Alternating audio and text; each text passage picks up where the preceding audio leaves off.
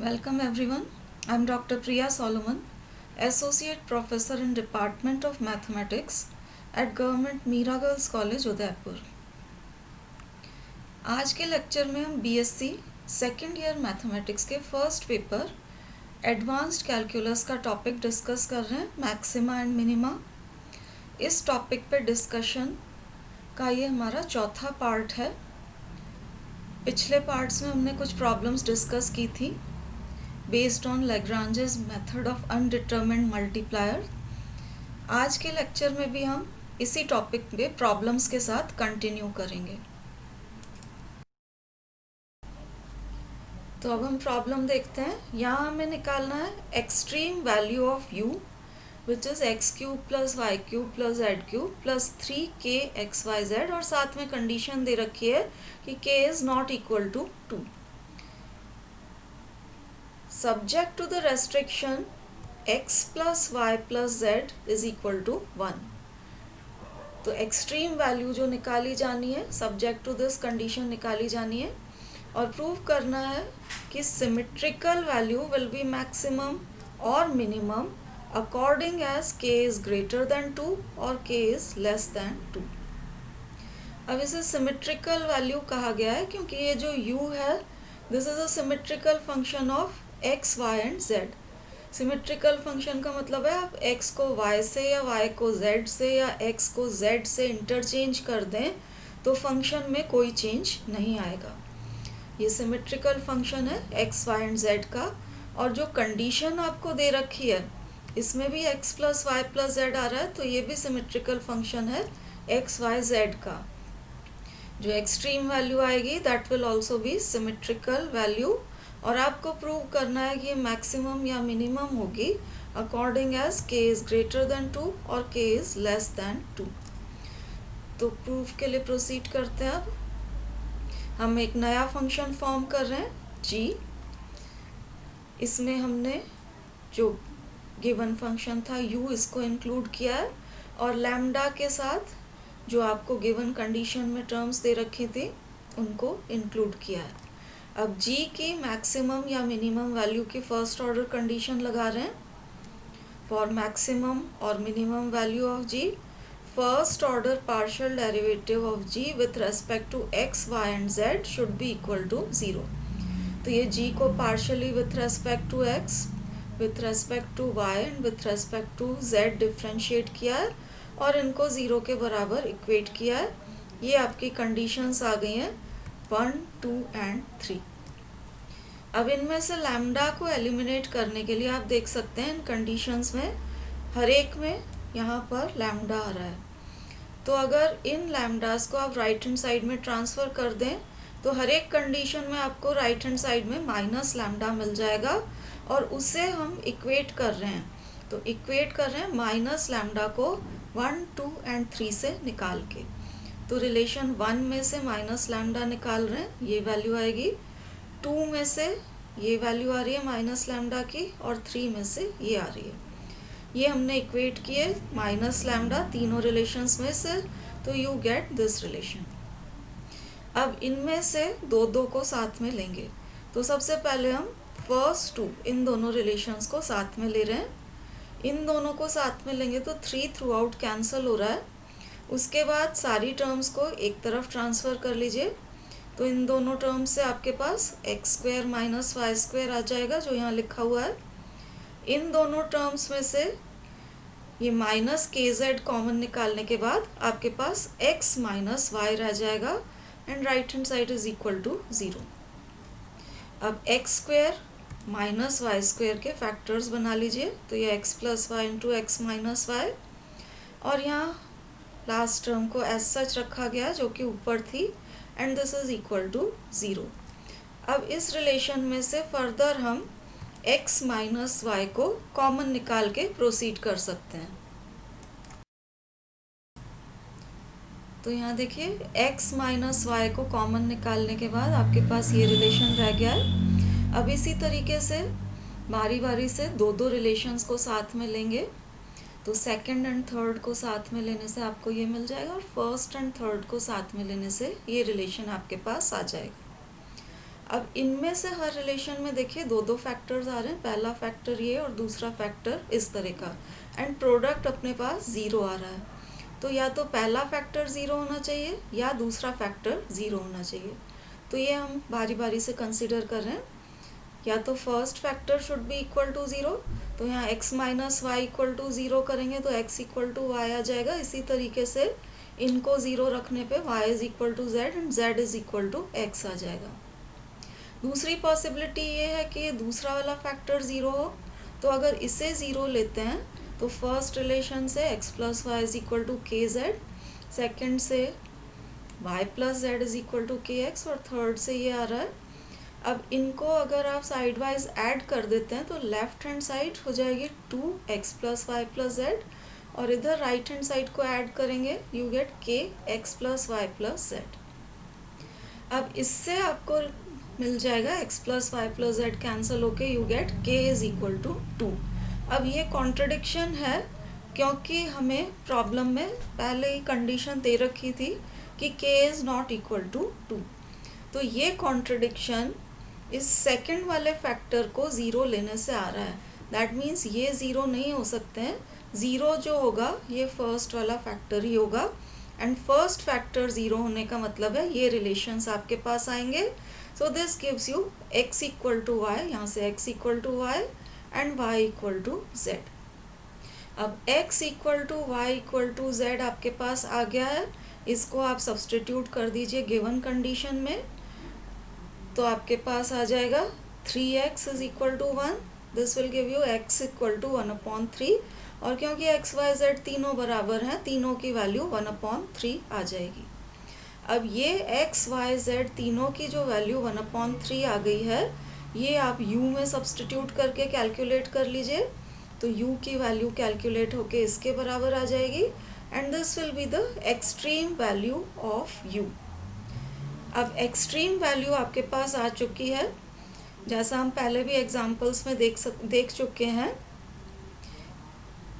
कि जहाँ पर x, y एंड z के कोऑर्डिनेट्स ये आपको मिल जाते हैं इंडिपेंडेंटली, x, y, z की वैल्यूज़, वहाँ हम सेकेंड ऑर्डर कंडीशन से डिटरमिन कर सकते हैं कि ये जो एक्सट्रीम वैल्यू आई है u की, ये मैक्सिमम होगी या मिनिमम। तो अब हम सेकेंड ऑर्डर कंडीशन के लिए प्रोसीड करेंगे। अब हम x एंड y को इंडिपेंडेंट वेरिएबल्स ले रहे हैं, z को ले रहे हैं dependent on x and y। ये हमारे को गिवन कंडीशन दी हुई थी, इसको हम पार्शियली डिफरेंशिएट करें विथ रेस्पेक्ट टू x, तो इस x का डिफरेंशियल 1 आ जाएगा जो कि यहाँ लिखा हुआ है। y का पार्शियल डिफरेंशिएशन करेंगे with respect to x, it will be equal to 0, क्योंकि y को हमने इंडिपेंडेंट ऑफ x लिया है, कांस्टेंट की तरह वो बिहेव करेगा। और ये z को पार्शियली डिफरेंशिएट किया with respect to x, right hand side 1 थी तो कांस्टेंट का डिफरेंशियल 0 आ गया, उससे आपके पास partial derivative of z with respect to x, इसकी वैल्यू आ गई है -1। अब u हमें दे रखा था x³ plus y³ plus z³ plus 3k xyz। Once again इसको पार्शियली डिफरेंशिएट कर रहे हैं with respect to x, y को इंडिपेंडेंट वेरिएबल की तरह ट्रीट करते हुए डिफरेंशिएट करना है, तो x³ का डिफरेंशियल ये 3x², y³ का डिफरेंशियल 0, z³ को हमने partially with respect to x differentiate किया, यू गेट दिस टर्म, और इसमें 3k और साथ में y ये कांस्टेंट की तरह बिहेव करेंगे। x इंटू z को पार्शियली डिफरेंशिएट किया है with respect to x using product rule. अब यहाँ जो ये partial derivative of z with respect to x आए हैं, इसकी वैल्यू हमने ये ऊपर निकाल रखी थी इक्वल टू -1, ये अगर आप सब्सटीट्यूट कर देते हैं तो सिंप्लीफाई होके आपका first order partial derivative of u with respect to x की वैल्यू आ जाएगी। अब सेकेंड ऑर्डर पार्शियल डेरिवेटिव निकालने के लिए इसको एक बार और डिफरेंशिएट किया है विथ रेस्पेक्ट टू x, तो ये इसका डिफरेंशियल आ गया 3x² का डिफरेंशियल, देन ये 3z² का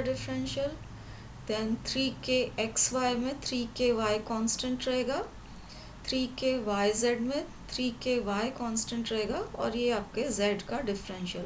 वंस अगेन इनकी वैल्यू आप सब्सटीट्यूट कर दीजिए -1, तो सिंप्लीफाई होके रिलेशन इसके बराबर आ जाएगा। अब देखिए r हम निकालते हैं।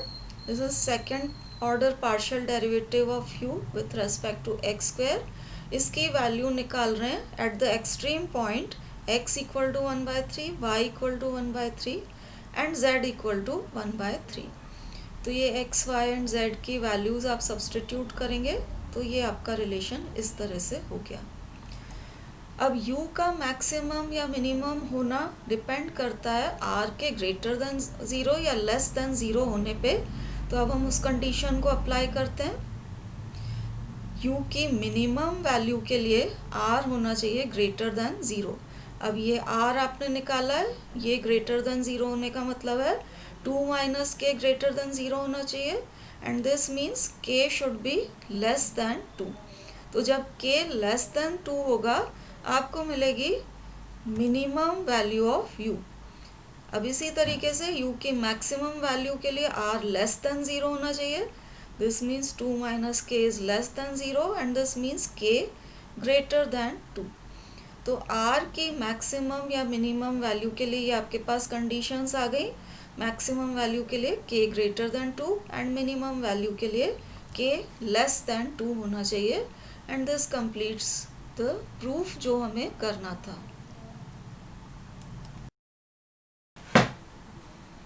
अब नेक्स्ट एग्जांपल में हमें मैक्सिमम या मिनिमम वैल्यू निकालनी है u की, which is x square plus y square plus z square. और कंडीशंस हमें यहाँ पर दो कंडीशंस दी हुई हैं। पहली condition ax square plus by square plus cz square should be equal to 1 and दूसरी condition lx plus my plus nz should be equal to 0। साथ ही क्वेश्चन का सेकंड पार्ट है कि जो रिजल्ट आ रहा है उसको आपको इंटरप्रेट करना है ज्योमेट्रिकली। मतलब ज्योमेट्रिकल व्याख्या आपको करनी है कि जो आपका रिजल्ट आ रहा है वो ज्योमेट्रिकली किसे रिप्रेजेंट करेगा। अभी तक जो हम प्रॉब्लम्स देख रहे थे उनमें फंक्शन u के साथ सिर्फ सिंगल कंडीशन आ रही थी। यहाँ पर क्योंकि आपको दो कंडीशंस दी हुई हैं तो क्वेश्चन को डील करने का मेथड वैसा ही रहेगा जैसा प्रीवियस क्वेश्चंस में था, लेकिन यहाँ चेंज क्या होगा कि दो कंडीशंस हैं तो अब आपको दो मल्टीप्लायर्स यूज़ करके नया फंक्शन फॉर्म करना पड़ेगा। तो ये हम एज़ यूजुअल नया फंक्शन फॉर्म कर रहे हैं जिसको हमने g से रिप्रेजेंट किया है। g में हमने u को इंक्लूड किया है। फर्स्ट मल्टीप्लायर λ1 के साथ फर्स्ट कंडीशन की टर्म्स ली हैं और सेकंड मल्टीप्लायर λ2 के साथ सेकंड कंडीशन की टर्म्स हमने ली हैं। अब g की मैक्सिमम या मिनिमम वैल्यू के लिए हम फर्स्ट ऑर्डर कंडीशंस लगाएंगे। ये partial derivative of g with respect to x, y and z should be equal to 0। तो ये g को partially with respect to x, y and z differentiate किया और इनको हमने 0 के बराबर पुट किया। अब ये आपको कंडीशंस मिल गई 1, 2 एंड 3। इनमें से अब हमें λ1 एंड λ2 को एलिमिनेट करना पड़ेगा। तो उसके लिए हम फर्स्ट कंडीशन को x से, इसको x से, सेकंड को y से और थर्ड को z से मल्टीप्लाई करके ऐड कर रहे हैं। तो अब आप देखिए इन टर्म्स को x, y, z से मल्टीप्लाई करके ऐड करेंगे, you get 2x square plus y square plus z square. इन टर्म्स को x, y, z से मल्टीप्लाई करके ऐड करेंगे तो 2 λ1 सब में से कॉमन निकलेगा, अंदर ये रह जाएगा। और इसी तरीके से इनको x, y, z से मल्टीप्लाई करके ऐड किया तो λ2 कॉमन एंड अंदर रह जाएगा ब्रैकेट में lx plus my plus nz, right hand side is equal to 0। अब यहाँ पर आप देखिए ये जो x square plus y square plus z square आया है इसकी जगह हम u लिख सकते हैं। ax square plus by square plus z square की वैल्यू आपकी फर्स्ट कंडीशन से 1 के बराबर है तो इसको हमने 1 लिख दिया, आपके पास 2 λ1 रह गया। और ये जो टर्म थी ये सेकंड कंडीशन से इसकी वैल्यू 0 है तो ये आपका ख़त्म हो गया यहाँ से, क्योंकि दिस इज़ इक्वल टू 0। यहाँ से आप लैम्डा 1 की वैल्यू निकाल लीजिए, तो लैम्डा 1 आ गया माइनस यू के बराबर। अब lambda 1 is equal to minus u जो आया है, इसको हम सब्सटीट्यूट कर रहे हैं इस वाले रिलेशन में। इस रिलेशन में यहाँ लैम्डा 1 था, इसको आप माइनस यू के बराबर सब्सटीट्यूट करेंगे तो यू गेट दिस रिलेशन। ये इसको माइनस यू के बराबर रख दिया, बाकी टर्म्स एज सच हैं। अब इन दोनों टर्म्स में से x कॉमन निकाल के इस इक्वेशन को x के लिए सॉल्व कर लीजिए, तो x की वैल्यू यहाँ आपको मिल जाएगी। यही प्रोसेस हम रिपीट करेंगे रिलेशंस 2 और 3 के साथ। यहाँ पर आप रिलेशन नंबर 2 में lambda 1 is equal to minus u रख के सॉल्व करेंगे तो y की वैल्यू आ जाएगी। तो ये रिलेशन 2 से y निकाला हुआ है, और इसी टाइप से रिलेशन 3 से हमने z की वैल्यू निकाली हुई है। अब आप देख सकते हैं कि ये x, y, z हालांकि हमारे निकल गए हैं, लेकिन ये इंडिपेंडेंट वैल्यूज़ नहीं आ रही है, सब में लैम्डा 2 अभी भी इन्वॉल्व है। तो अब हमको लैम्डा 2 को एलिमिनेट करना पड़ेगा, और लैम्डा 2 को एलिमिनेट करने के लिए ये जो आपकी सेकंड कंडीशन दी हुई थी Lx plus m y plus n z is equal to 0, इस कंडीशन को यूज़ करके हम लैम्डा 2 को एलिमिनेट करेंगे। तो अब आप देखिए रिलेशन था अपने पास condition number 2, Lx plus m y plus n z is equal to 0। x, y and z अपन ने निकाल लिए हैं, उनको इस रिलेशन में सब्सटीट्यूट करते हैं। सब्सटीट्यूट करके आप सिंप्लीफाई करेंगे तो ये इस तरह से आ जाएगा। राइट हैंड साइड 0 है तो ये कांस्टेंट को हम कैंसिल कर सकते हैं, सिर्फ आपके पास रह जाएगा दिस इज इक्वल टू 0। तो equation that gives extreme values of u will be this thing, ये ब्रैकेट वाली क्वांटिटी है, दिस इज इक्वल टू 0। इस इक्वेशन से जो u की वैल्यूज निकलेंगी वो आपको एक्सट्रीम वैल्यूज देंगी u की। अब ये क्वेश्चन का first part extreme values of u निकालने का पार्ट यहाँ ख़त्म होता है। अब हम क्वेश्चन के सेकंड पार्ट पे आते हैं कि आपको जो रिज़ल्ट आया है इसका ज्योमेट्रिकल इंटरप्रिटेशन करना है। ज्योमेट्रिकल इंटरप्रिटेशन के लिए आपको देखना पड़ेगा कि ये u एंड गिवन कंडीशंस क्या रिप्रेजेंट कर रही हैं। तो अगर x, y, z कोई पॉइंट है, एक्स वाई जेड पॉइंट का ओरिजिन से आप डिस्टेंस निकालें, ओरिजिन के कोऑर्डिनेट 0, 0, 0 होते हैं, एक्स वाई जेड का 0, 0, 0 से डिस्टेंस निकालेंगे तो डिस्टेंस फार्मूला से x square plus y square plus z square under root ये हो जाएगा। तो ये जो under root x square plus y square plus z square है, ये रिप्रेजेंट करता है distance of point x y z from the origin, जिसको हम रेडियस वेक्टर भी कहते हैं।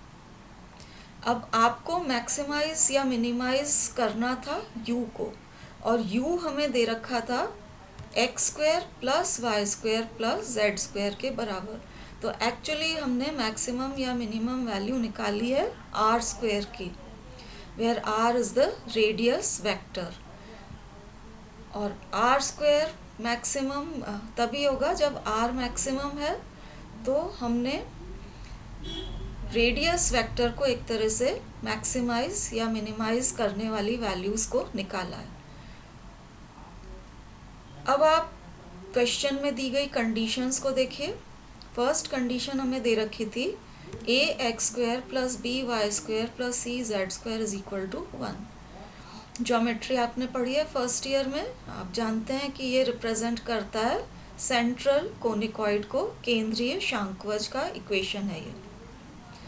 और तीसरी जो कंडीशन है Lx plus m y plus n z is equal to 0, ये रिप्रेजेंट करता है प्लेन थ्रू ओरिजिन, ओरिजिन से गुजरने वाले समतल का इक्वेशन ये होता है Lx plus m y plus n Z.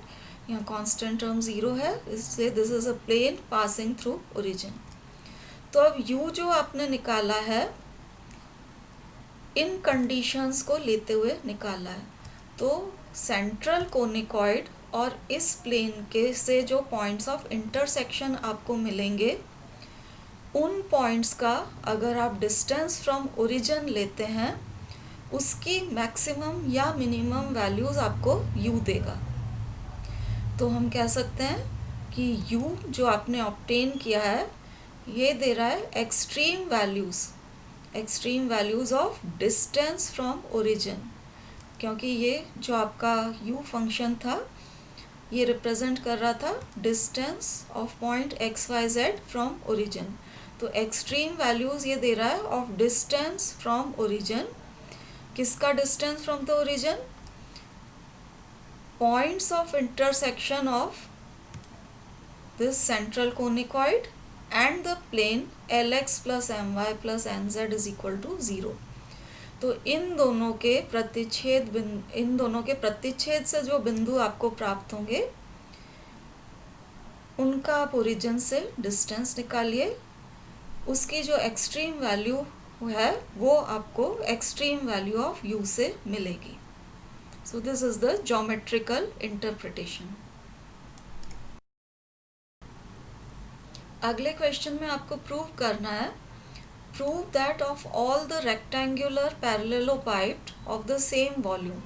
मतलब समान आयतन वाले रेक्टेंगुलर पैरेललोपाइप्ड या रेक्टेंगुलर बॉक्सेस आप इमेजिन कर सकते हैं, जिनका आयतन समान है। Cube has the least surface. मतलब अगर आप एक समान आयतन वाले रेक्टेंगुलर बॉक्सेस लेते हैं, उसका सरफेस एरिया मिनिमम तभी होगा जबकि वो घन हो, क्यूब हो। क्यूब होने का मतलब है उसकी लेंथ, ब्रेड्थ एंड हाइट तीनों बराबर होनी चाहिए। तो अब क्वेश्चन का सॉल्यूशन देखिए। हमें क्वेश्चन में दे रखा है कि वॉल्यूम ऑफ द पैरेललोपाइप्ड ये कांस्टेंट है, इसको हम मान लेते हैं v के बराबर। अब सेम मटेरियल, सेम वॉल्यूम लेते हुए आप अलग अलग लंबाई, चौड़ाई और ऊंचाई के बॉक्सेस बना सकते हैं। तो लंबाई, ऊंचाई एंड चौड़ाई, लेंथ, ब्रेड्थ एंड हाइट को हमने मान लिया है एक्स, वाई एंड जेड। तो वॉल्यूम हो जाएगा length into breadth into height, ये हो गया एक्स, वाई, जेड। तो volume will be equal to x, y, z. अब लेंथ, ब्रेड्थ एंड हाइट अगर एक्स, वाई, जेड हैं, तो surface area will be given by this formula 2xy plus y z plus z x. Box के 6 faces होंगे, उसमें से जैसे मान लीजिए ऊपर और नीचे वाले दो का सरफेस एरिया एक्स वाई, तो 2xy, फिर साइड वाले जो दो होंगे y z and z x, इनका दो का सरफेस एरिया आएगा। So this is the total surface area. अब हमको निकालना है minimum value of surface area subject to the condition कि this volume is given as constant v। तो उसके लिए हम एज यूजुअल फंक्शन फॉर्म करेंगे, जिसे हम g से रिप्रेजेंट कर रहे हैं। g में हमने जिस फंक्शन मतलब सरफेस एरिया को जिसकी एक्सट्रीम वैल्यू निकालनी है वो फंक्शन लिया है, और मल्टीप्लायर के साथ ये गिवन कंडीशन ले ली है, ये वाली, इसको हमने यहाँ लिया है। अब मैक्सिमम या मिनिमम की फर्स्ट ऑर्डर कंडीशन लगा रहे हैं। तो partial derivative of g with respect to x, y and z हमने ये निकाले हैं और इनको 0 के बराबर इक्वेट किया है। उससे आपको कंडीशंस मिली हैं 1, 2 एंड 3। अब इसमें से हमें लैम्डा को एलिमिनेट करना है। तो एलिमिनेट करने के लिए हम 1, 2 एंड 3 को x, y एंड z से मल्टीप्लाई करेंगे। दैट मीन्स फर्स्ट कंडीशन को x से, सेकंड को y से और थर्ड को z से मल्टीप्लाई करना है। तो जब आप इसको x से, इसको y से और इसको z से मल्टीप्लाई करेंगे, तो ये सेकंड टर्म तीनों जगह आपकी लैम्डा एक्स वाई जेड हो जाएगी। इसको आप राइट हैंड साइड पे ट्रांसफ़र कर दीजिए, तो minus lambda x y z आपको तीनों ही रिलेशन से मिल जाएगा, और उसको आप तीनों रिलेशंस में से इक्वेट कर दीजिए। तो हमने क्या किया है, मल्टीप्लाई किया है 1, 2 एंड 3 को एक्स वाई जेड से, और minus lambda x y z को तीनों रिलेशंस में से हम इक्वेट कर रहे हैं। तो ये फर्स्ट रिलेशन से, ये सेकंड और ये थर्ड रिलेशन में से lambda x y z minus lambda x y z को इक्वेट किया। अब यहाँ पर ये जो रिलेशंस आए इन सबको आप एक्स वाई जेड से डिवाइड कर देते हैं, तो दो दो टर्म्स कैंसिल हो जाएंगी और ये आपका रिलेशन इस तरीके से आ जाएगा। अब इनमें से बारी बारी दो को साथ लीजिए, तो फर्स्ट टू को अगर साथ लेंगे तो ये 1/z कैंसिल होके आपके 1/y is equal to 1/x मिलेगा, which will give you x is equal to y। इसी तरीके से लास्ट टू रिलेशंस को साथ में ले लेते हैं, तो यहाँ 1/x कैंसिल हो जाएगा, 1/z is equal to 1/y बचेगा, which will give you y is equal to z। तो आपके पास आ गया x equal to y equal to z। अब x, y एंड z हमने ले रखे थे length, breadth and height of the parallelepiped. अब ये तीनों बराबर आ गए हैं, मतलब जो बॉक्स आपने बनाया है पैरेललोपाइड जो है उसमें लंबाई, चौड़ाई, ऊंचाई तीनों बराबर हैं, दैट मीन्स वो घन है, that is a cube. So x equal to y equal to z के लिए extreme value of s will be obtained for x equal to y equal to z, that means this is for a cube। अब extreme value तो आ गई, ये value maximum होगी या minimum, इसके लिए अब हम सेकेंड ऑर्डर कंडीशन को चेक करेंगे। अब हम इस कंडीशन से स्टार्ट करते हैं। वॉल्यूम अपने को कांस्टेंट दी हुई थी, तो x y z is equal to v which is a constant.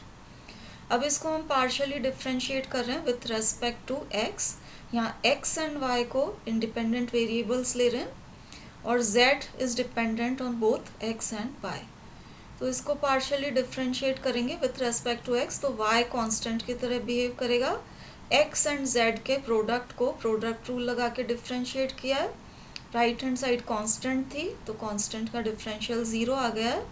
इससे आपको partial derivative of z with respect to x की वैल्यू मिल गई है माइनस z अपॉन एक्स, और एक्सट्रीम पॉइंट पे x equal to y equal to z है, तो आप z is equal to x substitute करेंगे तो ये वैल्यू एक्सट्रीम पॉइंट पे -1 हो जाएगी। अब आप देखिए सरफेस एरिया s इसके बराबर है। अब इसे भी x एंड y को इंडिपेंडेंट वेरिएबल्स लेते हुए पार्शियली डिफरेंशिएट किया है विथ रेस्पेक्ट टू x। तो ये इसका डिफरेंशियल हमने लिया है, ये जो वैल्यू है ये हम माइनस z अपॉन एक्स निकाल चुके हैं। तो नेक्स्ट स्टेप में ये दोनों जगह सब्सटीट्यूट की हुई है और इस रिलेशन को हमने सिंप्लीफाई कर रखा है। सेकेंड ऑर्डर पार्शियल डेरिवेटिव के लिए इसको एक बार और डिफरेंशिएट किया है, तो ये 2y आपका कांस्टेंट है। अब इसको डिफरेंशिएट करते हैं partially with respect to x, तो 1 का डिफरेंशियल तो 0 हो जाएगा। इस z अपॉन एक्स में से माइनस साइन बाहर निकाला हुआ है ऑलरेडी, इसमें z को first function and 1 upon x को सेकेंड फंक्शन लेते हुए डिफरेंशिएट किया। तो ये आपके पास आया first function z 1 upon x का differential minus 1 upon x square, first function differential of second, फिर second function 1 upon x and z का partial derivative with respect to x। इसकी वैल्यू वंस अगेन ऊपर से आप minus z upon x substitute कर सकते हैं, तो ये सिंप्लीफाई होके आपके पास ये एक्सप्रेशन आ जाएगा। अब r निकालना है, तो सेकेंड ऑर्डर डेरिवेटिव की वैल्यू एक्सट्रीम पॉइंट पे आपको निकालनी पड़ेगी at x equal to y is equal to z, और x equal to y equal to z आप सब्सटीट्यूट करेंगे तो ये वैल्यू 4 आ रही है विच इज़ ग्रेटर दैन 0। अब r जैसे ही ग्रेटर दैन 0 आ रहा है तो यू गेट एन आइडिया कि r ग्रेटर दैन 0 मिनिमम की कंडीशन होती है। तो अब आप वेरीफाई कर लीजिए कि R T minus S square भी at x equal to y equal to z ये ग्रेटर दैन 0 है, और अगर ये ग्रेटर दैन 0 है together with R greater than 0, तो सरफेस एरिया मिनिमम होगा एट दिस एक्सट्रीम पॉइंट जहाँ पर x equal to y equal to z है। That means surface area will be minimum for a cube, क्योंकि cube के लिए ही लेंथ, ब्रेड्थ एंड हाइट तीनों बराबर होती हैं. So this completes our discussion on maxima and minima. Thank you for watching.